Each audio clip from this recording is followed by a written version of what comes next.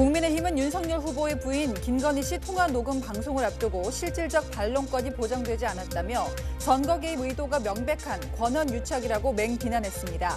윤석열 후보는 관련 언급을 자제한 가운데 여야 모두 50여일 앞으로 다가온 대선에 미칠 파장에 촉각을 곤두세우고 있습니다. 집중 분석합니다. 광주 아파트 붕괴 사고가 난 지 엿새째입니다. 1층 일부와 지하층 수색을 마쳤는데 추가 실종자는 발견되지 않고 있습니다. 현대산업개발은 무리한 공사 강행 의혹을 부인하지만 1년 전 눈 오는 날씨에도 타설 공사를 한 영상이 찍혔습니다. 코로나19 확산을 막기 위해서 지방자치단체들이 겨울 축제를 잇따라 취소하고 있지만 이런 조치가 무색하게도 사람들이 인근 얼음 낚시터로 몰리고 있습니다. 주말에 저수지 얼음판이 깨져 사람들이 빠지거나 숨지는 사고가 잇따랐습니다. 지난주 대구의 한 백화점에서 한정판 골프화를 사기 위해 영업이 시작되자마자 대기 고객들이 질주하는 이른바 오픈런 모습이 공개돼 화제가 되고 있습니다. 에스컬레이터를 역주행하거나 코너를 돌다가 넘어지기도 해 자칫 큰 사고로 이어질 뻔했다는 지적입니다.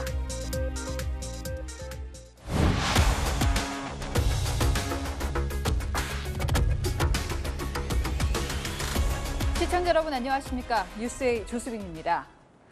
광주에서 신축 아파트 외벽이 무너진 지 벌써 엿새째입니다. 아직도 5명이 사고 현장 속에 있습니다. 지금도 추가 붕괴 위험이 있기 때문에 애타는 가족들 마음과 달리 수색은 더디기만 합니다. 현장 연결하겠습니다. 네, 구자준 기자, 수색이 쉽지 않다는 얘기가 계속 나오는데요. 오늘은 진척이 좀 있습니까? 네, 안타깝게도 진전이 좀처럼 되지 않고 있습니다. 구조 작업은 아침 7시 반부터 시작됐는데요. 구조대는 실종자가 나왔던 지하 1층을 중심으로 지하 4층부터 지상 2층까지 부서진 건물 잔여물을 치우면서 집중 수색했습니다. 하지만 안타깝게도 실종자 5명 중 추가 구조자는 아직 나오지 않고 있습니다. 소방서장 이야기 들어보시겠습니다. 인명 구조견이 1층 전면부와 지하층 수색을 마쳤고요. 구조견 수색 결과는 특이사항은 없었습니다. 구조단은 철수와 수색을 반복했습니다. 강풍이 불면서 시멘트 등 건물 잔해 일부가 7차례 떨어졌기 때문입니다. 오늘 광주에는 나무가 흔들릴 정도인 초속 9.2m의 바람이 불었습니다. 여기에 건물 잔해가 많아 구조견조차 이동이 쉽지 않고 추가 붕괴 위험으로 중장비 사용도 쉽지 않습니다. 구조단은 내일부터 접근이 가능한 건물 고층부 수색에 집중합니다. 붕괴 위험이 여전한 만큼 전문가들과 현장 회의를 열고 방안을 논의할 예정입니다. 예, 결국 남은 실종자들은 수색을 아직 못한 지점, 그러니까 건물이 무너진 쪽에 있을 확률이 높아 보이는데 어떻습니까? 그렇습니다. 하지만 무너진 부분 진입이 늦어지고 있습니다. 먼저 무너진 건물 외벽에 위태롭게 기대 있는 타워 크레인 해체를 해야 하기 때문인데요. 이 해체 작업을 하기 위한 또 다른 크레인이 필요한데 이 크레인의 조립이 오늘 완료됐습니다. 기울어진 크레인은 21일까지 해체할 계획입니다. 그러니까 무너진 위층 수색은 최소 21일이 지나야 시작할 수 있는 건데 붕괴 후 열흘 이상 지나서야 수색이 시작되는 셈입니다. 지금까지 광주 아파트 붕괴 사고 현장에서 전해드렸습니다. 네, 그렇다면 현대산업개발은 공사를 제대로 진행한 게 맞는 걸까? 의구심이 커집니다. 제 뒤로 보이는 영상을 한번 주목해 보시죠. 1년 전 이맘때 찍힌 건데요. 눈이 내리고 있습니다. 칼바람이 불어서 기온도 낮았습니다. 콘크리트가 얼어버릴 수 있는데도 공사를 강행한 게 이 하루뿐이었을까요? 1년 만에 아파트는 39층까지 올라갔고요. 결국 참사가 일어났습니다. 공국진 기자입니다. 눈발이 거세게 흩날리는 날씨에도 펌프차가 붐대를 이용해 거푸집에 콘크리트 타설 작업을 합니다. 인근에는 레미콘 차량도 가동되고 있습니다. 붕괴 사고가 난 2단지와 바로 옆 쌍둥이 단지의 공사 현장으로 2020년 12월 30일 인근 주민이 촬영한 영상입니다. 당시 광주에는 16.2cm의 폭설이 쏟아졌습니다. 9일 뒤 찍은 영상에서도 콘크리트 위 눈은 쌓여 있습니다. 눈이 녹지 않는 영하권 날씨에는 콘크리트가 잘 붙지 않아 타설 공사를 피하는 게 대체적입니다. 눈발이 날린다는 이야기는 날씨가 영하라는 이야기잖아요. 그러니까 영하니까 보면은 당연히 은다는 거죠. 가장 좋은 것은 안 치는 겁니다, 콘크리트를. 하지만 폭우, 눈 등 기상 여건을 가리지 않고 진행되는 공사에 인근 주민들조차 불안했습니다. 제가 영하 5도가 넘었었죠. 1층이잖아요. 건물이. 지금 38층, 9층까지 올렸잖아요. 13개월 만에 부실공사가 너무 심하게. 또 다른 부실곡도 나옵니다. 붕괴 당시 39층에서 타설 작업이 이루어지고 있었는데 아래층인 38층과 37층에 하중을 받쳐주는 지지대가 없는 겁니다. 아래층 지지대는 콘크리트 타설 후 충분히 굳었다는 시험 성적서가 있어야 철거할 수 있습니다. 무리한 속도전이 이번 사고를 야기했다는 의혹이 커지고 있습니다. 채널A 뉴스 공국진입니다. 실종자 가족들은 얼마나 속이 탈까요? 현대산업개발이 뭐라도 해야 하지 않냐, 의지는 있느냐, 저희 취재진에게 묻고 또 물었습니다. 배유미 기자가 만났습니다. 무너진 건물 잔해 속에 혼자 떨고 있을 아버지를 생각하면 아들은 막사 안에서 바람을 피하는 것조차 조심스럽습니다. 아버지가 항상 너무 춥다고만 계속 저한테는 이야기를 해주셨어요. 좀 쉬려고 하는데도 너무 추워서 여기서 못 쉬겠다 이렇게 말씀을 하시고 그냥 제가 죄 지은 느낌이에요. 하루하루 피가 마르는 심정입니다. 아무것도 못 먹고 있고 무거운 걸 깔려 있잖아요. 저희는 시간이 진짜 급하거든요.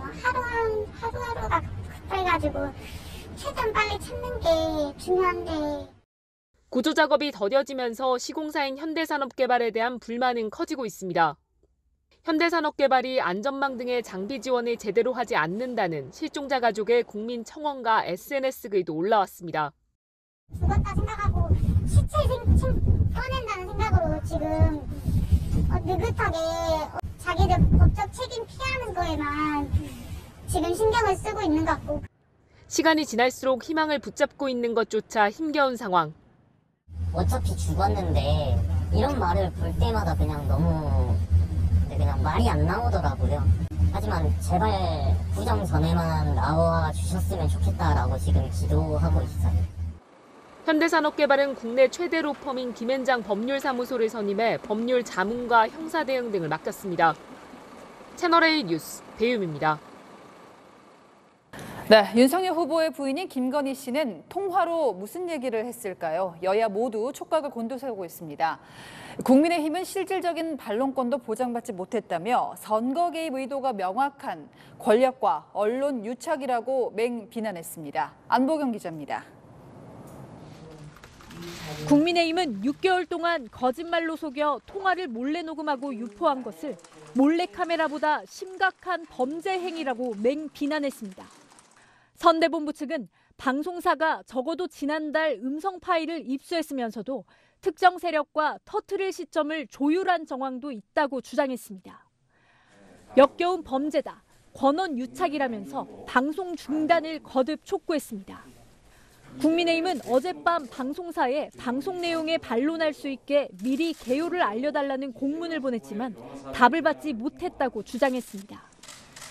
공문에는 법원이 방송 가능하다고 판단한 내용에 대한 반론도 포함된 걸로 알려졌습니다. 캠프 자리를 주겠다고 한 발언에 대해선 상대방 말에 기분 나쁘지 않게 호응해 준 것이라며 공직자 시절부터 윤 후보의 일에는 관여하지도 앞으로도 하지 않을 것이라는 내용이, 보수는 돈을 줘 미투가 안 터진다는 발언에 대해선 호응해 주는 과정에서 부적절한 언사를 하게 됐다며 국민께 송구하다고 한 걸로 알려졌습니다. 윤석열 후보는 관련해 말을 아꼈습니다. 여기에 대해서는 제가 언급 안 하는 것이 좋을 것 같습니다. 이재명 민주당 후보도 특별한 입장을 내놓지 않았습니다. 특별한 의견이 없습니다. 민주당은 김건희 씨의 녹취와 관련된 직접적인 논평은 내지 않았습니다. 대신 2007년 수원여대 교원 지원 당시 서류 등을 공개하며 동체가 아닌 추천으로 채용됐다는 해명이 거짓이라고 공격하는 등 김건희 리스크 부각에 주력했습니다. 채널A 뉴스 안보겸입니다.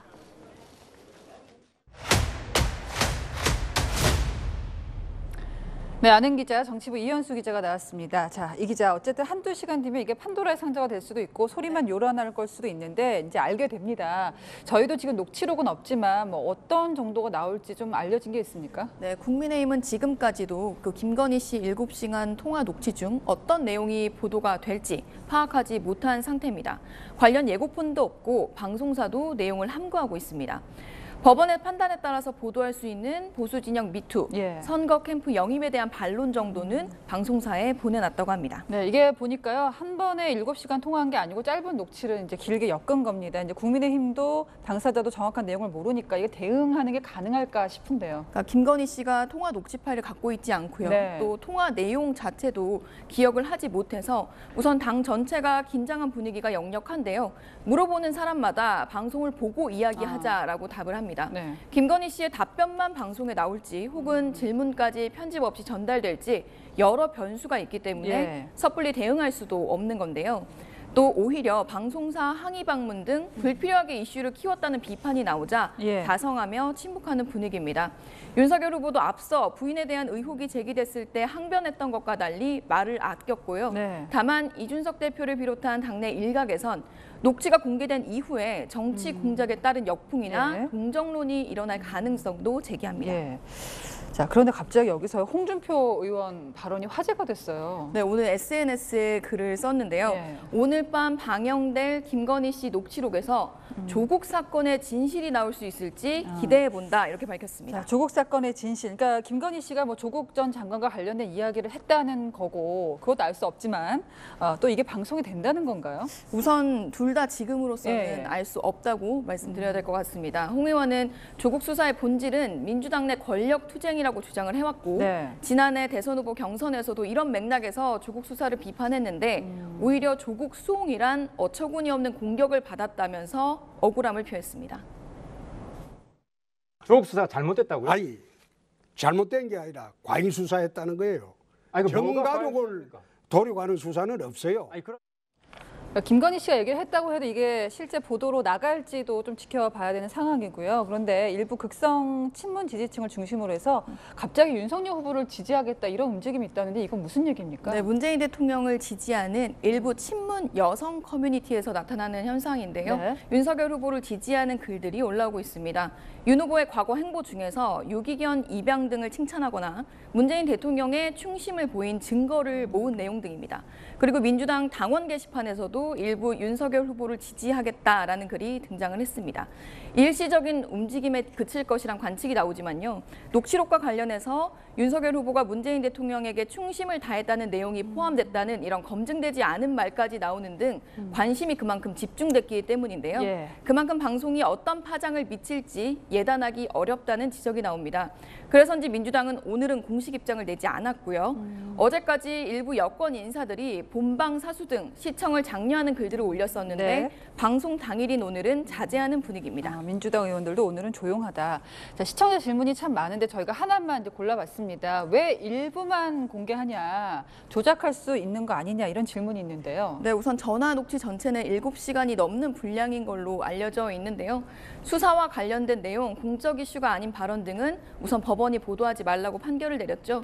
MBC는 그 기준에 맞춰서 보도를 하겠다고 했고 국민의힘은 조작이나 왜곡 가능성이 있다면 법적 대응에 나서겠다고 맞서고 있습니다. 그리고 김건희 씨와 통화한 유튜브 방송 등도 통화 원본을 갖고 있는데 국민의힘은 이들에 대해서도 방송금지 가처분 신청을 해놨다고 밝혔습니다. 네, 지금까지 정치부 이현수 기자였습니다. 네, 대선전 멈추지 않았습니다. 먼저 이재명 후보 통일부를 남북협력부로 바꾸자고 했고요. 윤석열 후보는 방역 패스를 폐지하자고 제안했습니다. 윤수민 기자입니다. 이틀째 강원도를 방문 중인 이재명 더불어민주당 후보는 윤석열 국민의힘 후보의 대북 선제 타격론을 또 비판했습니다. 북한에 우리가 정치적으로 좀 어려우니까 휴전선에서 총 좀 쏴봐. 이러는 집단 있지 않습니까?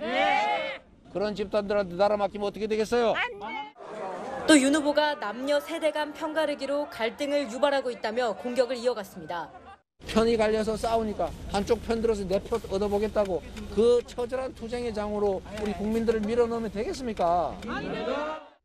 그러면서 자신은 안보도 실용 관점에서 접근하겠다는 점을 강조했습니다. 이제 통일도 직접 목표가 아닌 사실상의 통일 상태로 만들어야 한다며 통일부 명칭도 남북협력부나 평화협력부로 바꾸는 방안도 제안했습니다. 윤석열 국민의힘 후보는 서울이 이번 선거의 승부처라며 서울 공략에 나섰습니다. 윤 후보는 문재인 정부를 정조준했습니다. 서울은 누구나 살고 싶어하는 곳이지만 지난 정권 동안 대한민국에서 가장 살기 힘든 곳이 됐습니다. 제가 여러분께 집값 잡고 세금 고통 덜어드리겠다고 약속하겠습니다. 집값 해결을 위해 용도 지역 변경과 용적률 상향 등 규제 완화를 통해 40만 가구를 공급하겠다고 밝혔습니다. 정부의 방역 정책을 비판하며 방역 패스 제도도 손보겠다고 나섰습니다. 자영업자를 벼랑 끝으로 몰고 간 주먹구구식 비과학적 방역 대책, 이것도 바로 잡겠습니다. 윤 후보는 독서실, PC방 등 마스크를 계속 쓰는 실내에서는 방역 패스를 전면 폐지하고 마스크를 계속 쓰고 있기 어렵더라도 환기 기준을 만족한 식당이나 카페의 경우는 거리 두기를 완화하겠다고 밝혔습니다. 채널A 뉴스 윤수민입니다.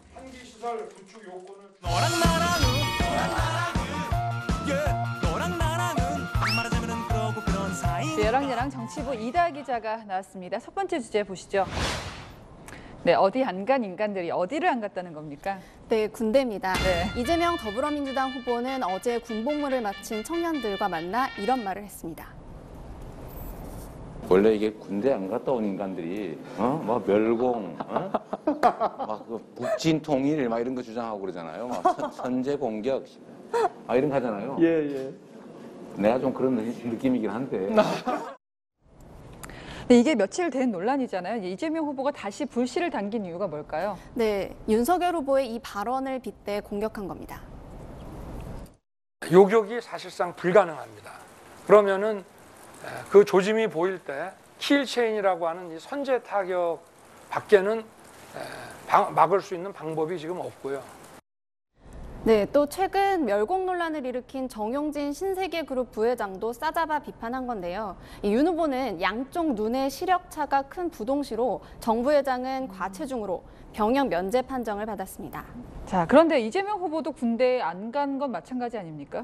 네, 지난해 말까지만 해도 이재명 후보 네거티브를 자제하고 정책 경쟁하자고 강조해왔는데요. 이 윤 후보의 여가부 폐지 공약이나 이준석 대표와의 결합 등이 이 젊은 남성들 지지율 결집으로 이어졌다고 보고 공세 수위를 높인 것으로 보입니다. 네, 오늘 발표된 여론조사를 보면요. 두 후보 간 지지율은 오차 범위 안에 있긴 하지만 2030 지지율에서는 윤 후보가 크게 앞섰습니다. 네. 자, 불과 얼마 전까지만 해도 이재명 후보가 2030도 앞섰거든요. 이제 변화가 좀 보이니까 아예 작심을 하고 비판을 한 거군요. 네, 이 군대 가는 청년들에게 공감한다는 취지로 여러 차례 말했는데요. 네. 들어보시죠. 군대에 진짜 원치 않게 이 젊은 청춘 시대에 이제 나라를 위해서 가야 되는 청년들, 그 점에 대해서는 되게 저는 안타까움이 있어요. 특별한 희생인데 우리 아들들도 다 군대를 갔다 왔습니다. 좀 공정하게 대우해주면 좋겠다. 네. 남자로 태어난 게 죄인도 아닌데. 네, 2030 마음을 잡기 위한 경쟁 앞으로 더 치열해지겠습니다. 자, 다음 주제 보겠습니다. 네, 안철수 국민의당 후보 또 심상정 정의당 후보인데요. 제3지대 시그널, 어떤 시그널을 보이고 있나요? 네, 우선 안철수 국민의당 후보 먼저 보겠습니다. 네, 오늘도 단일화 가능성을 묻는 질문에 안일화라고 못 들어봤냐, 안철수로 단일화다. 그게 시중에 떠도는 말이다. 이런 말을 했습니다. 또 제가 야권 대표 선수로 나가면 압도적으로 이길 수 있다. 이렇게 말하기도 했습니다. 자, 그런데 안철수 후보가 이제 기존에 단일화는 없다. 이런 입장 아니었습니까? 네, 일단 안 후보는 부인했습니다. 네, 안 후보는 시중에 떠도는 말을 전해드린 것이다. 젊은 사람들이 톡톡 튀는 용어를 많이 만들지 않냐며 선을 그었는데요. 안 후보는 배달 알바 체험을 하는 등 적극적인 행보를 이어갔습니다. 예. 자, 심상정 후보 보겠습니다. 지난주에 돌연 선거운동을 중단했단 말이에요. 다시 돌아왔다고요? 네, 지난 12일 후 나흘 만입니다. 네, 공직 선거운동을 재개한 건 아니고요. 광주 아파트 붕괴 사고 현장을 찾아서 조용히 실종자 가족을 만났습니다. 마음이 쓰여서 내려왔어요. 이제 참사 났는데 그냥 대로 그냥 물러서기가 너무 죄송스럽고 그래서 오늘 실종자 가족들 그냥 얼굴 뵈러 왔습니다. 자, 혹시 뭐 지지율이 계속 밀렸잖아요. 이제 반전시킬 방안을 찾았을까요? 네, 일단 심 후보는 내일 기자회견을 통해서 말하겠다면서 말을 아꼈는데요. 안유라를 꺼낸 안 후보와 숙고를 마친 심 후보가 대선판을 반전시킬 수 있을지 지켜봐야겠습니다. 지금까지 여랑야랑이었습니다. 내일부터 거리두기 기준이 조금 바뀝니다. 사적 모임 인원 4명에서 6명으로 늘어나지만 영업시간은 지금처럼 9시까지입니다. 다음 주에는 설 특별방역 대책도 시행됩니다. 서상희 기자입니다. 서울역 광장에 설치된 임시선별 검사소. 시민들이 코로나19 검사를 기다리고 있습니다. 대기 시간은 약 30분. 한 달 전 같은 시간대엔 광장을 한 바퀴 돌 정도로 줄을 섰는데 비교적 한산한 모습입니다. 코로나 위중증 환자 수는 사흘 연속 600명대로 감소세지만 확진자 규모 자체는 다시 증가 추세입니다. 1월 둘째 주 하루 평균 신규 확진자는 3,854명으로 1월 첫째 주보다 늘었습니다. 특히 전 세계 오미크론 변이 확산으로 해외 유입 확진자가 일평균 300명대로 크게 증가했습니다. 새로운 위험이 우리 앞에 다가오고 있습니다. 오미크론은 이번 달 내에 앞으로 2주 내외에 델타를 대체하여 우세종으로 전환될 것으로 예상하고 있습니다. 정부는 설 연휴를 확산의 변수로 보고 있습니다. 할머니 댁이 경남 합천인데 아마 가족들 대규모로는 잘 안 만나고 그냥 소규모로 아마 또 코로나 시국이라서 아마 짧게 만나고 금방 헤어질 것 같습니다.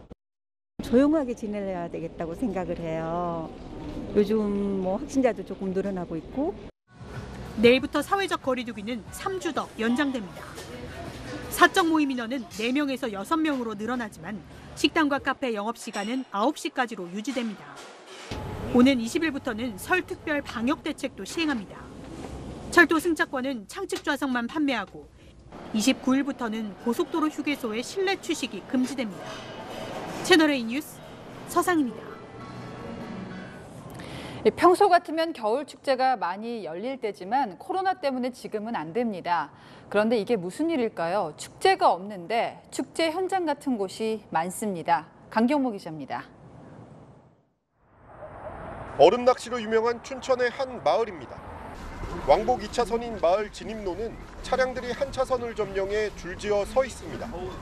얼음 낚시를 즐기려는 방문객들이 불법 주차를 한 겁니다. 오가는 차량들은 가다서다를 반복하고 대형 트럭은 비좁은 공간에서 가까스로 빠져나옵니다. 꽁꽁 호숫가 위에는 텐트와 낚시객들이 빼곡하게 모여 있습니다. 코로나19 확산 방지를 위하여 마스크를 올바르게 착용하여 주시고 사회적 거리두기와 텐트 간 간격도 유지하여 주시기 바랍니다. 하지만 다닥다닥 붙어서 썰매를 타는가 하면 마스크를 쓰지 않은 사람도 곳곳에서 보입니다. 서울 사람들이 같이 와보니까 많이 와서 여기서 많이 옮겨놓고 가요. 우리 열책 하나 갖고 다녀야 되겠어. 다른 얼음 낚시터도 상황은 마찬가지. 코로나 확산 방지를 위해 이렇게 얼음판에 들어가지 말라는 현수막까지 걸었지만 강제성이 없다 보니 곳곳에서 얼음구멍을 파고 낚시를 하고 있습니다.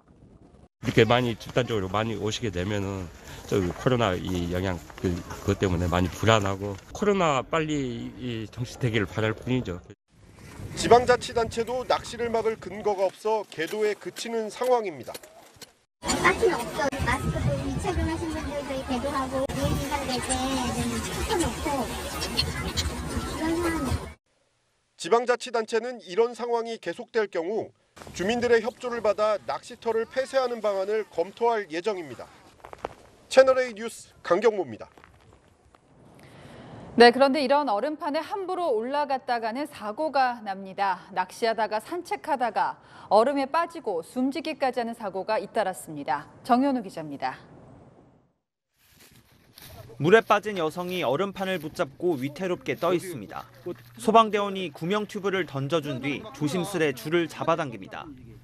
다른 대원은 사다리를 들고 얼음판 위로 미끄러지듯 다가갑니다.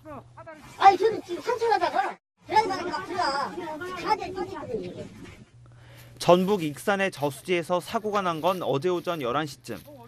반려견과 산책을 하던 40대 여성이 저수지 얼음이 깨져 물에 빠진 반려견을 구하려다 함께 물에 빠졌습니다. 여성은 저체온증 증상을 보여 병원으로 옮겨졌습니다. 어제 오후 1시쯤 충남 홍성에선 저수지에서 낚시를 하던 70대 남성이 물에 빠져 숨졌습니다. 경찰은 남성이 얇은 얼음 위에서 낚시를 하다 사고가 난 것으로 보고 정확한 경위를 조사 중입니다. 사찰 건물이 불길에 휩싸였습니다. 지붕에선 불에 탄 목재가 쏟아집니다. 오늘 오전 5시 반쯤 부산 영도구의 사찰 대웅전에서 불이 났습니다. 불은 인근 복례산으로 옮겨부터 관할 소방서의 인력과 장비를 모두 동원하는 소방 대응 1단계가 발령됐습니다. 인력 840명과 헬기 3대가 진화 작업을 벌인 끝에 5시간 40분 만에 불길을 잡았습니다. 인명피해는 없었지만 사찰 대웅전이 전소됐고 임야 2만 5천 제곱미터가 불에 탔습니다. 경찰과 소방당국은 정확한 화재 원인을 조사 중입니다. 채널A 뉴스 정현우입니다. 네, 지난 금요일 대구 한 백화점 상황입니다. 얽히고 설켜서 에스컬레이터 역주행까지 하는 모습 아슬아슬한데요. 대체 뭘 사려고 이랬을까? 이민준 기자가 취재했습니다. 대구의 한 백화점. 갑자기 사람들이 달려오기 시작하더니 위층에서도 한 무리가 쏟아져 나옵니다. 올라가는 에스컬레이터를 역주행하다 넘어졌는데도 다시 일어나 달립니다. 재난사고라도 벌어진 것 같은 현장. 사람들이 질주하는 이유는 모 스포츠 브랜드에서 발매한 한정판 골프화를 사기 위해서입니다. 이날 대구 매장에서 선착순으로 100켤레만 판매하다 보니 사람들의 질주가 시작됐습니다. 같은 날 서울의 다른 매장도 상황은 마찬가지였습니다. 운동화 마니아들과 물건을 사서 되파는 리셀러들이 몰리면서 현장은 아수라장이었습니다. 군중심리와 그 아드레날린이 막 터지는 상황에서 막 저도 뛰니까 다 밀려서 그냥 친 사람처럼 뛰었어요, 진짜. 중간에 사람들 코너 돌면서 막 넘어지고 에스컬레이터가 그리고 막 이렇게 내려갔다 올라갔다 막 이렇게 하니까 북한 식당 분들이 너무 위험하더라고요. 이날 처음 오픈런을 해본 부부의 눈에는 사람들이 넘어져도 다시 일어나서 달리는 좀비와 비슷했습니다. 이제 30분 땡 하고 앞에 사람들이 뛰니까 뛰게 되더라고요. 시작하자마자 모든 복도에 사람들이 다 뛰어나오는 거예요. 정말 월드워 Z처럼. 판매가 17만 9천 원이었던 골프화는 현재 한 리셀 사이트에서 70만 원대에 거래되고 있습니다. 한정 수량인데다 전국 매장에서 수량이 모두 판매돼 가격은 더 오를 전망입니다. 한정판 제품을 다시 되파는 리셀 시장이 커지면서 국내 대기업들도 투자를 늘려가고 있는 상황. 일단 사두면 수익이 확실히 보장되는 만큼 한정품을 얻기 위한 오픈런은 당분간 계속될 것으로 보입니다. 채널A 뉴스 이민준입니다. 북한이 코로나19로 중국과 국경을 닫아건 게 거의 2년 전인데 이 국경이 열린 모습이 확인됐습니다. 오늘 오전 북한 화물열차가 중국 단동에 도착한 장면이 포착됐습니다. 코로나를 감수할 만큼 북한 내 물자 부족이 심각한 걸까요? 박수희 기자입니다. 수십 량의 화차를 단 열차가 천천히 다리를 건넙니다. 북한의 화물열차가 신의주와 중국 단둥을 잇는 압록강 철교를 건넌 건 현지 시간 오늘 오전 9시쯤. 2020년 1월 말 중국의 코로나 확산으로 국경이 봉쇄된 지 2년 만입니다. 대북 소식통에 따르면 어제부터 강변 쪽으로 창인한 모든 호텔의 객실 입실이 금지됐고 오늘부터 외지인들의 호텔 투숙도 금지됐습니다. 오늘 단둥역에 도착한 화물열차들은 교역 물자를 싣고 이르면 내일 북한으로 돌아갈 것으로 보입니다. 채널A가 확보한 지난 13일 현지 배포 문건에는 구체적인 개통 날짜가 적시되진 않았지만 화차 한 량당 우리 돈 90만 원가량의 방역 비용을 새로 부과하고 중국으로의 수입은 안 되고 북한으로 수출만 가능하다는 등의 지침이 적혀 있습니다. 중국 수입에 의존했던 밀가루, 설탕, 식용유가 이미 고갈돼서 장마당에 혼란이 가중되고 있고요. 이 문제를 해결하기 위한 국가무역을 우선 정상화한 다음에 각 부문별 무역을 정상화하는 것으로 지금 알려지고 있습니다.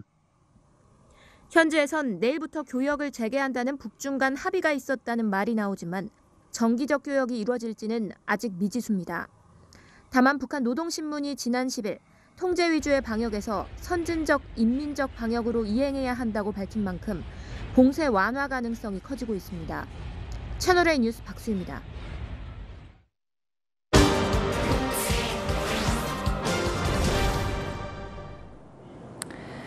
어려운 상황 속에서도 북한은 새해 벽두부터 9일 동안 무려 3번의 미사일을 쏘아 올렸습니다. 극초음속 미사일 2발 그리고 탄도미사일 이 3번의 발사에 우리보다 미국과 일본이 더 극도로 긴장하고 있는데요. 북한은 도대체 뭘 노리고 있을까? 세계를 보다 한수아 기자가 따져봤습니다. 1월 5일 최고속도 마하 6 미사일 발사, 1월 11일 최고속도 마하 10 미사일 발사. 최종 시험 발사를 통하여 극초음속 활공 비행 전투부의 뛰어난 기동 능력이 더욱 뚜렷이 확정됐습니다. 1월 14일 탄도미사일 2발 열차 발사. 새해 들어 시작된 북한의 미사일 도발. 지난 5일부터 9일 동안 3차례나 이어졌습니다. 음속의 7배, 연이어 음속의 10배에 달하는 극초음속 미사일 실험에 미국은 곧장 서부 일부 공항에 이륙 금지 명령을 내렸고 I believe it was a 15-minute ground stop and they did it out of an abundance of caution and they were going to be assessing their approach moving forward. 일본은 이례적으로 중국 베이징 대사관 루트까지 동원해 엄중히 항의하고 나섰습니다. 弾道ミサイル等の度重なる発射も含め、一連の北朝鮮の行動は我が国と地域の平和と安全を脅かすものであり、我が国を含む国際社会全体にとっての深刻な課題です。 이런 긴장의 요인은 북한의 노림수가 극초음속으로 빠른데도 순항 미사일처럼 정확한 데 맞춰져 있기 때문입니다. 목표 방위각으로 120km를 측면 기동해서 700km에 설정된 표적을 오차없이 명중했습니다. 어디서 쐈는지 알아도 어디로 떨어질지 모른다는 게 가장 큰 위협입니다. 일본보다 빨리 탐지했는데 지금은 2분에서 3분 차이가 좀 나고 있어요. 3분 정도의 시간이면 북한의 극초음속 미사일이 마하 10의 속도로 한반도 전역을 충분히 타격할 수 있는 시간인데요. 그제 단거리 탄도미사일 발사 역시 우리에겐 큰 난제입니다. 북중 접경 지역인 평안북도 의주에서 쏴서 함경도 길쭉은 무수단리 앞바다의 무인도에 명중시켰는데 북중 접경 지역은 선제 타격이 어렵고 더구나 철로가 깔린 곳이면 어디서든 기습 발사할 수 있어 대처가 어렵습니다. KN-23 계열의 미사일을 발사를 하는데 이런 고체 연료 미사일 같은 경우는 그냥 곧바로 발사 준비 상태에서 발사가 가능하기 때문에 상대적으로 장점이 있는 것이죠. 우리 군이 북한을 보유국에서 제외했던 잠수함 발사 탄도미사일 SLBM. 우리나라는 세계에서 7번째로 SLBM 잠수함 발사에 성공한 국가가 되었습니다. 우리의 발사 성공 발표 한 달 뒤에 보란듯이 잠수함에서 직접 발사하는 등 북한은 위협을 더 키워가고 있는 상황입니다. 극초음속 정밀 타격, 탐지 불능, 사거리 확장에 초점이 맞춰진 북한의 미사일 위협은 한반도를 긴장 상태로 내모는 악순환의 고리입니다. We have a number of tools in our arsenal. We will continue to call on those tools to hold to account the DPRK. 종전선언에 집중해온 우리 정부의 입지도 점점 좁아지고 있습니다. 그럼 현 정부로서는 지난 4년간의 업적이 전혀 물거품이 되는 겁니다. 거기에 대한 정치적 부담이 좀 큰 것 같아요. 미국이 지금 ICBM을 발사한 것처럼 대응하고 있는 그런 냉엄한 국제 현실 속에서 우리가 언제까지 지금 북한에다가 평화를 얘기해야 되느냐. 세계를 보다 한수아입니다. 어제 오후 남태평양 국가 통가에서 해저 화산이 폭발했는데요. 무려 8,000km 떨어진 일본, 또 미국까지 쓰나미 경보가 떨어졌습니다. 김윤수 기자입니다. 핵폭탄을 맞은 듯 순식간에 주변을 집어삼키는 희뿌연 잿더미가 인공위성에서도 포착됐습니다. 우리 시간으로 어제 오후 1시 10분쯤 남태평양 통가 근처에서 해저 화산이 분출했습니다. 최소 8분간 이어진 화산 분출로 가스와 재 등 분출물이 수킬로미터 상공까지 치솟았습니다. There are volcanoes, they're active, and the Hunga Hapai was last up active in 2014, so it's quite regular. We know. 해저 화산 폭발은 8,000km 떨어진 일본과 미국 등에도 영향을 끼쳤습니다.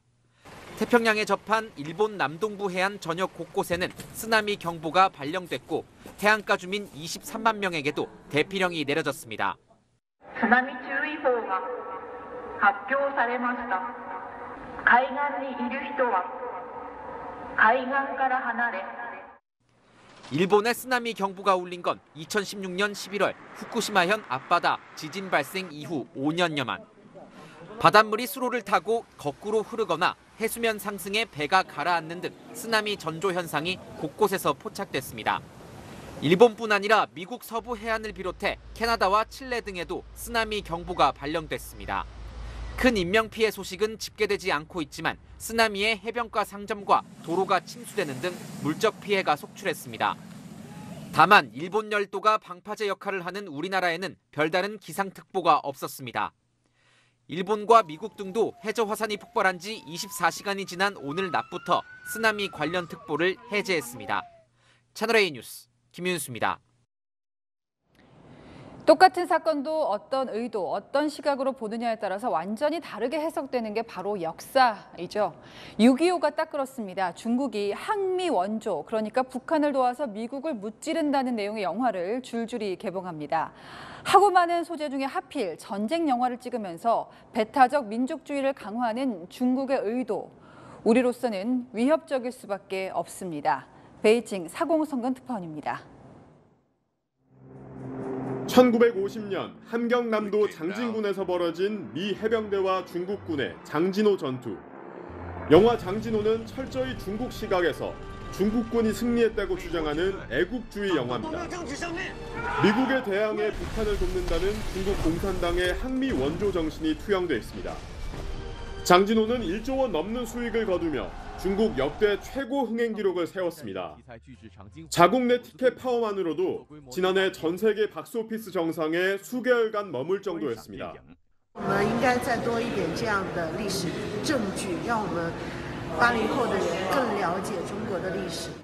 6.25 전쟁을 소재로 한 영화는 중국의 설날 춘절에도 연이어 개봉합니다. 장진호 개봉 5달 만인 다음 달 1일, 속편 장진호의 수문교가 그 첫 번째입니다. 해왕별이로 유명한 첸카이거 감독과 홍콩의 서극 감독이 철수하는 미군과 중국군의 전투를 소재로 연출했습니다. 祖国的方向，新中国万岁，新中国万岁，新中国万岁，新中国万岁。 붉은 수수밭을 연출했던 장이머우 감독의 영화 저격수도 같은 날 개봉합니다. 6.25 전쟁 당시 미군 엘리트 저격소대를 압도하는 중국군 저격수들의 이야기입니다. 장진호의 흥행에 중국 국가영화국은 극장마다 중국과 공산당 선전 영화를 한 편 이상 상영하도록 지시하기도 했습니다. 거장들까지 동원됐지만 반미와 애국주의 영화에 대한 고집이 중국 영화의 다양성과 작품성을 감쇄시킨다는 지적도 나옵니다. 베이징에서 채널A 뉴스 사공성근입니다. 허재, 허웅, 허훈. 3부자가 프로농구 올스타전에서 만났습니다. 2년 만에 돌아온 별들의 잔치를 김태우 기자가 보여드리겠습니다. 허웅과 허훈은 펜투페에서 1, 2위를 차지하며 자신의 이름을 딴 팀을 구성했습니다. 특별 심판은 아버지 허재가 나섰습니다.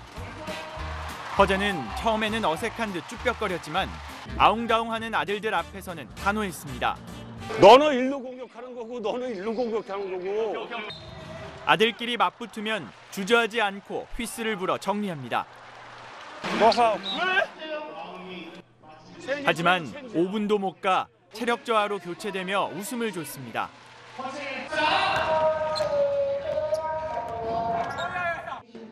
경기하던 선수들이 갑자기 모두 멈추고 허훈 형제에게 1대1 대결을 지시합니다. 웃음은 끊이지 않았지만 서로 도발하며 양보 없는 경기를 펼쳤습니다. 선수들은 숨겨둔 끼를 아낌없이 뽐냈습니다.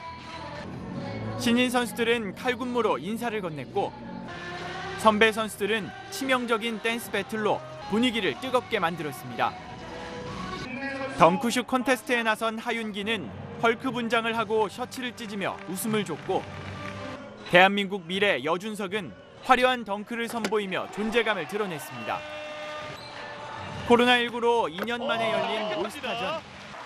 3,300석이 3분 만에 매진될 정도로 관심은 뜨거웠습니다. 이상민 감독이 세운 최다 득표 기록을 19년 만에 갈아치운 허웅은 팀 승리와 MVP까지 거머쥐며 오늘 경기의 주인공이 됐습니다. 채널A 뉴스 김태욱입니다. 지난주 찾아온 강추위에 마트에 진열된 생수도 나무까지도 한강과 댐도 모두 꽁꽁 얼었습니다. 얼어붙은 한 주를 보내다 보니 추위가 주춤했던 주말 동안 마음 놓으셨을 것 같은데요. 내일 아침 다시 한파가 시작됩니다. 서울이 오늘 아침보다 약 5도가량 낮겠고요. 대전은 9도가량 낮아서 체감 온도는 영하 10도를 밑돌겠습니다. 중부는 한파특보가 내려진 가운데 영하 10도에 가까운 기온으로 출발하겠고요. 낮엔 대부분 영상권에 머물면서 오늘과 비슷하겠습니다. 그만큼 일교차가 크겠습니다. 오후부터 중부와 전북, 경북 내륙엔 눈이나 비가 조금 내리겠고요. 동해안 지역은 상당히 건조하겠습니다. 강추위는 금요일까지 계속될 전망입니다. 날씨였습니다. 뉴스 마칩니다. 시청해주신 여러분 고맙습니다.